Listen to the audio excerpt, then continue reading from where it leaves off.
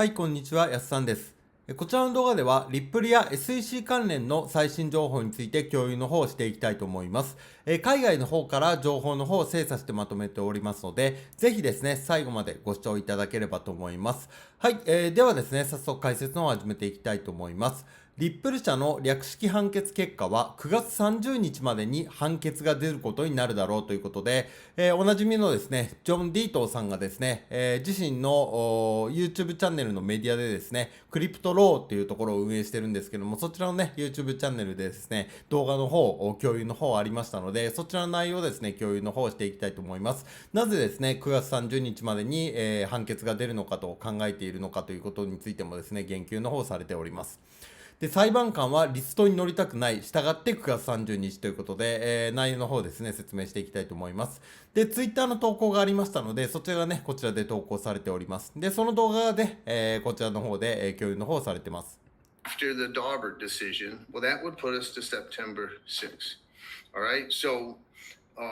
until she passes September 6th, ということで、今回のですね、動画の概要欄の方に、今回の僕の動画の元記事のリンク貼っておきますので、そちらクリックしていただいて、動画を全部見たい方はですね、そちら英語にはなりますが、じゃあクリックすると見ることができます。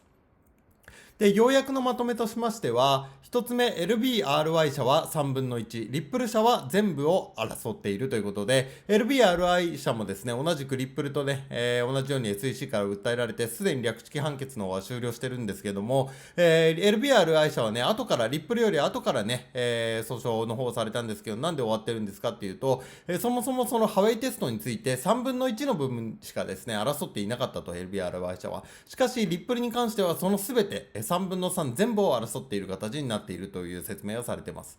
で、あと、トーレス裁判官は現在500件以上の未解決事件を抱えていて、そのうち44件は刑事事件を抱えていますと。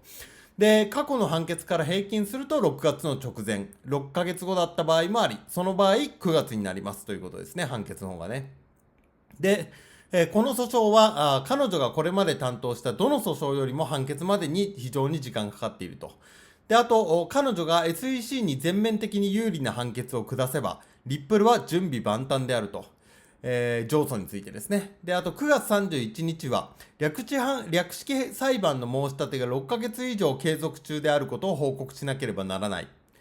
裁判官はそのリストに載ったことがないため乗りたがらないだろう。したがって今日から9月30日までに、判決が出ることになるということで、継続というのは Wikipedia 引用の方をしておりまして、ある訴訟が裁判中で取り扱い中であることということになります。でと今はね、まだ裁判中ですよということを報告しな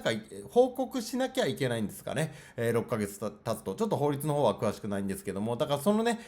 報告したことは今までなくて、で、そのリストには、なかなか乗りたがらないだろうと。だから9月30日までには、判決を下すんではないかということですね、ジョン・ディートさんの予想されています。で、こちらがですね、動画の翻訳になるんですけども、全部読むと棒読みになってしまいますので、重要な部分だけですね、見ていきたいと思います。この裁判は特別に時間がかかるのかと聞く人がいる、多くの人が LBRY 社と比較して言ってるのだろうと。LBRY 社は後から提訴され、すでに略式判決に至っている。それには多くの理由があると。まず LBRY 社はハウェイテストの3分の2に異議を唱えていないと。リップル社は全てを争っていますと。だからそもそもね、訴訟でね、戦っている部分がね、もう全体量が違うということで、リップルの方は時間かかっていると。で、そしてですね、トーレス裁判官は何件の事件を今抱えているので、あろうと。で、今現在500件以上の未解決事件を抱えていて、そのうちは44件が刑事事件と。で、その事件が彼らにとってもっと重要かどうか、民事訴訟の被告に尋ねてみたらどうだろうと。その今、リップル社のね、リップル対 SEC の訴訟の問題よりも、そちらの方がね、重要ですかって尋ねてみたらどうだろうと。その人たちは彼らの生活全体がかかっているのだからと。XRP とリップルの裁判の方が自分たちの裁判よりも重要だと思うかどうか聞いてみてくださいと。500件以上の裁判のうち44件が終身権になる可能性があると。トーレス、判事の関心をその人たちは自分たちにも向けさせたいんだと。だから皆さん一歩下がっていてくださいっていうことでですね、説明のされてます。で、そしてですね、続いてが、同パート、彼女は過去の判決、私は彼女の過去の判決を見ましたと。同パート申し立て、と同じ日に略式判決を下した判決もあり、同パートの2ヶ月後に下した判決もありましたと。4ヶ月後もあった、6ヶ月後もあったと。で、私は全てを整理してこう言ったと。それらの全てを足し合わせて平均すると、5月6日になるだろうと。もしくは6月の直前になるだろうということで予測したと、まずね。で、それをちょっとね、当たらなかったという形になったんですけども、でもある事件で、彼女は略式裁判の判決は同パート判決の6ヶ月後に下されたと。つまり同パート判決から6ヶ月後ということになると。だから6ヶ月後っていう事例もあったようですね。で、もし3月6日が同パートでしたので、その後の判決であれば、そこから6ヶ月後になりますので、9月6日ということになると。だからこれを誤解させたくなかったんだということですね。で、この訴訟は彼女がこれまで担当したどの訴訟よりも判決までに非常に、かかっていると。それはつまり44件を含む500件のうちの1件と。だから他の刑事訴訟と同じぐらいの、重要さを持っていると。彼女についてね。で、数十万人という人たちの注目を浴びると。これで。で、控訴裁判所も含め何十万という人々がその判決を仰いでいるのだと。で、この特別な裁判官が調べなければならない情報の量は記念碑的なものだと。それだけすごい膨大な量があると。そして彼女が判決を下し次第すぐに控訴する。彼女が SEC に全面的に有利な判決を下せば、リップルは準備万端であると。私は最初からリップル社の略式判決準備書面は控訴裁判所用に書かれていると言ったと。だからもうすでに最初から上訴はもう想定内だと。で、彼女はもし SEC にそれでね、有利な判決が出れば、リップル社が控訴することは知っているだろうと。もしかしたら SEC は控訴状を提出し、控訴せずにリップル社とは交渉するかもしれないと。その可能性もあると。で、このような大規模な訴訟となると、現実問題としては、この訴訟は連邦最高裁判所に持ち込まれる可能性が高いと。つまり上訴、上告ってことですね。もし上告されれば、誰もが最初からハウェイテストを補足する、修正するための新しい試験として、新しい起点となるテスト、新しいテストですね、について話をしているでしょうと。ハウェイテストの次につながるね、テストになると。で、それについてですね、ジョン・ディートンさんは戦いがなくなるまで戦い、勝つまで戦うと。で、最後に、タイミングについてじゃあもう一回考えてみようと。私たちが見ている時期について、私は今日も話したように9月を過ぎる可能性はあるかと人々に話してきたと。もちろんその可能性もありますと。しかし重要なのは私が今、先ほど以前言ったように歴史を見てみることだと。同パート判決から6ヶ月後だった申し上げた事例がありますと。9月6日を過ぎるまで、彼女はこれまでと変わったことは行っていないと。だから最悪の場合9月下旬になると言ったんだと。だから9月6日を過ぎるまでは今までと同じように仕事をしてきてね、っていう形なんですけども、それを過ぎた段階で今まで行ってないそのリストに乗るというね、ことを迎えなきゃいけなくなりますと。だから、9月31日はこの略式判決の申し立てが6ヶ月以上継続中であることを報告しなければならないからだと。彼女の名前はリストに載り、議会に報告される。彼女はそのリストに載ったことがないと。彼女はそのリストに載りたくないのだろうと。したがって、今日から9月30日までに判決が出ることになるということで予想されています。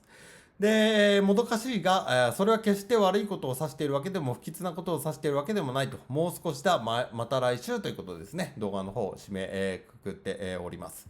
ということで、ジョン・ディントンさんね、いろいろね、日付を出して、予想してるんで、結構ね、批判されちゃってたりする部分もあるんですけども、一応ですね、自分のロジックといいますか、当てずっぽに言ってるんではなくて、計算したりね、あとはその過去の事例から算出してっていう、あくまでもね、予想になりますので、もう、いつ判決が下るかっていうのはね、もう本人というか、その裁判官しかわかりませんので、大体ね、この、方たちがいろいろ言ってるのもそうですけども、裁判官しか最後わからないということですね。で、まだ歴史判決のもまだ解決をしておりません。ただですね、リップル関連でですね、こういった情報発信されている方多数いますので、僕の方で日々ですね、情報の方を精査してまとめております。で、僕の方は今、リップル関連、SEC 関連ですね、あと、フレアネットワークス、ソルジェニック、コアリウムですね、あと、イノシス関連、最近ですとステーク X の方も見てます。の方ですね、海外の方から毎日情報の方を精査してまとめております。できるだけ動画の方もですね、毎日配信できるように頑張っておりますので、よかったらね、また別の動画を見ていただければと思います。また質問に関しても受け付けておりますので、動画のコメント欄、概要欄の方に、僕の公式 LINE のリンク貼っておりますので、何か気になることと質問等ですね、あとわからないことと、あと暗号通貨全般ですね、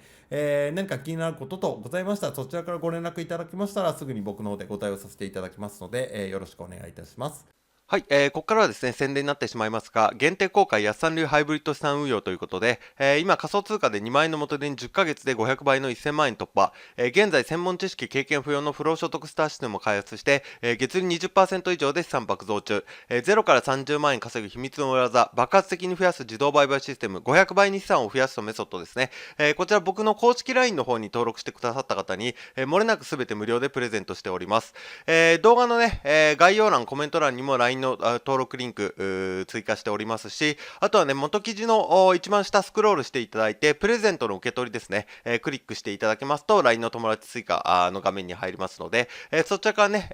登録してくださった方にすべてね、漏れなく無料でプレゼントしておりますので、よかったらこの機会にね、お友達追加していただければと思います。あとはね、今回の動画の内容でね、ちょっとわからないところがあったとか、もうちょっと詳しく聞きたいとか、あとはね、仮想通貨全般の質問も受け付けておりますので、何か気になることとかね、聞きたいことございましたら、LINE の方からお問い合わせいただければ、僕の方からですね、すぐ返答の方させていただきますので、よろしかったら、友達追加の方よろしくお願いいたします。はい、では長い間ご視聴いただきありがとうございました。